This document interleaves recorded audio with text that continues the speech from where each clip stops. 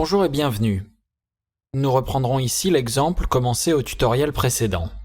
Je continuerai donc à utiliser l'interface OpenStage Control, dont vous retrouverez le lien de téléchargement dans la description de cette vidéo.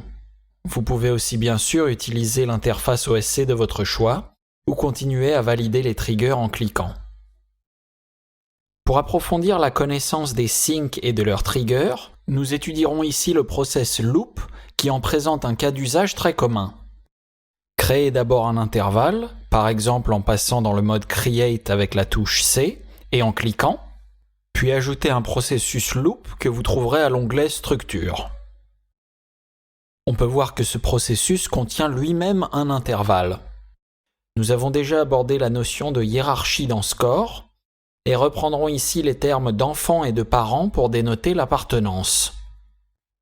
Dans le cas du processus loop, nous appellerons parent l'intervalle qui le contient et enfant l'intervalle à l'intérieur.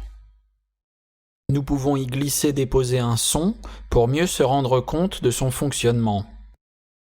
Attention à bien déposer le fichier sur l'intervalle à l'intérieur de la boucle, l'intervalle enfant, et non sur celui qui la contient, l'intervalle parent.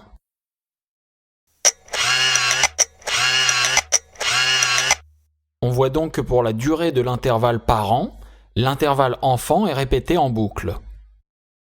Ajoutez maintenant un trigger à la fin de l'intervalle parent permet d'exécuter la boucle en temps souple et nous donne ainsi un contrôle sur le nombre de répétitions.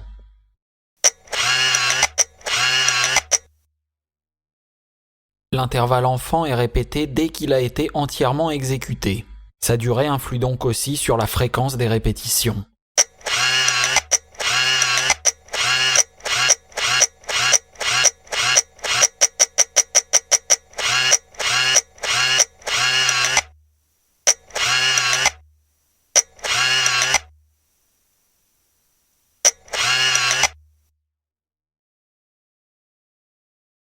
Le processus loop, comme tous les autres processus, peut aussi être déplacé en l'attrapant par les trois petits traits.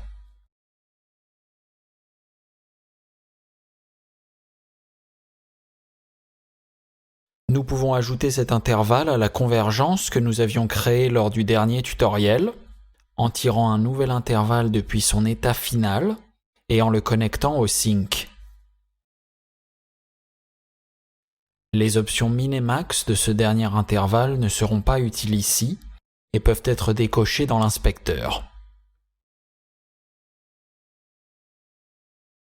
Pour remplacer le fichier son du milieu par une autre boucle, on peut d'abord le supprimer en sélectionnant uniquement le processus, avec un clic juste sous l'intervalle, sur la petite bande plus claire qui affiche son nom et les trois petits traits tout à gauche, puis en appuyant sur la touche del ou supr. L'inspecteur nous permet aussi de vérifier que le processus, et non l'intervalle, est bien l'objet de la sélection, en affichant les paramètres du soundfile. Nous pouvons maintenant glisser-déposer le processus loop à cet emplacement, en allant le retrouver dans le menu Processes de la bibliothèque, à l'onglet Structure.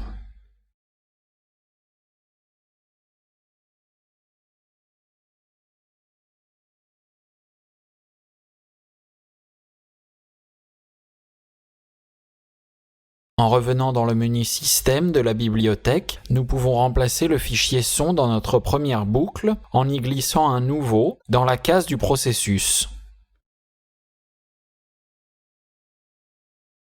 Pour jouer plusieurs sons en boucle simultanément, déposez un autre fichier son sur l'intervalle enfant de la deuxième boucle. Il est aussi possible de placer un ou plusieurs éléments existants à l'intérieur d'une boucle en utilisant la fonction Put in a loop.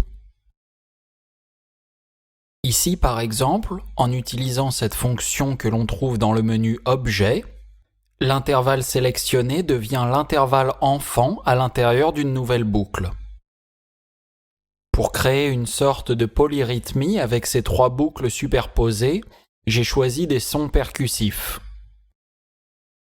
Notez par ailleurs qu'il est possible à tout moment d'ajuster la vue en manipulant le rectangle plus clair au-dessus de la fenêtre principale. Pour valider les triggers avec l'interface OpenStageControl, nous pouvons y glisser-déposer les paramètres des boutons, comme nous l'avons vu au tutoriel précédent.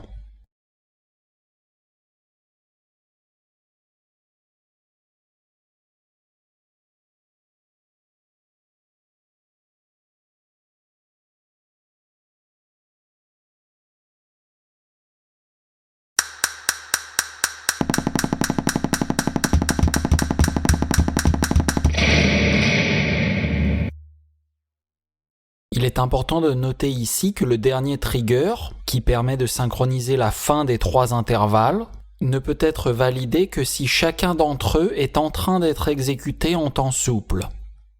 Si l'on essaye par exemple de le valider alors que seulement 2 des 3 intervalles convergents ne sont en train de s'exécuter, on peut voir que rien ne se passe.